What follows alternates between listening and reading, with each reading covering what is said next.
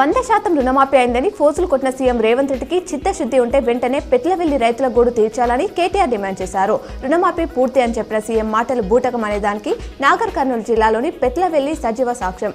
499 మంది రైతుల్లో ఒక్కరంటే ఒకరికి రుణమాఫీ కాకపోవడం పచ్చి మోసం కాక మరేమిటి? వీరికి రుణమాఫీ ఎందుకు కాలేదో సీఎం సమాధానం చెప్పాలని ట్వీట్ చేశారు. నిజామాబాద్ జిల్లాలోని ఎస్ఆర్ఎస్పీ ప్రాజెక్టుకు ఎగువ నుంచి వరద నీరు వస్తుండటంతో మంగళవారం ఉదయం ప్రాజెక్టు 5 వరద గేట్లను ఓపెన్ చేసి 42,517 క్యూసెక్ల నీటిని దిగువకు వదులుతున్నారు. ఎగువ నుంచి ప్రాజెక్టుకు ఇన్ఫ్లోగా అదే మొత్తంలో క్యూసెక్ల నీరు వస్తుంది.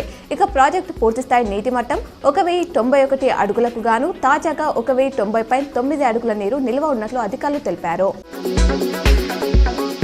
డిచ్పల్లి మండలం రాంపూర్ రెడ్ క్రాస్ ఆధ్వర్యంలో నిర్వహించబోయే వృద్ధాశ్రమంలో పనిచేసేందుకు అర్హులైన అభ్యర్థుల నుంచి దరఖాస్తులు ఆహ్వానిస్తున్నట్లు జిల్లా రెడ్ క్రాస్ చైర్మన్ ఆంజనేయులు తెలిపారు. Home coordinator, assistant coordinator, ANM, వంట మనిషి, వంట సహాయకుడు, మల్టీ టాస్కింగ్ స్టాఫ్ పోస్టులు ఖాళీగా ఉన్నాయన్నారు.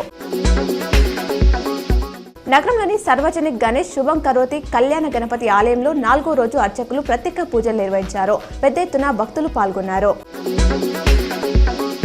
మహారాష్ట్రలోని పాలజ్ కర్ర గణేష్ మందిరంలో 4వ రోజు పూజ, ఆరతి కార్యక్రమాలు విశేష భక్తజనం మధ్య జరిగాయి.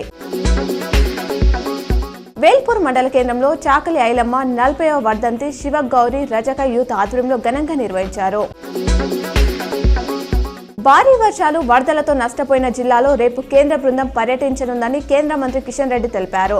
నేషనల్ డిజాస్టర్ మేనేజ్మెంట్ అథారిటీ సలహాదారు, కేంద్ర హోంశాఖ జాయింట్ సెక్రటరీ నేతృత్వంలోని 6 సభ్యుల బృందం ఖమ్మం, మహబూబాబాద్ సహా వరద ప్రభావిత ప్రాంతాల్లో నష్టాన్ని అంచనా వేస్తుందన్నారు.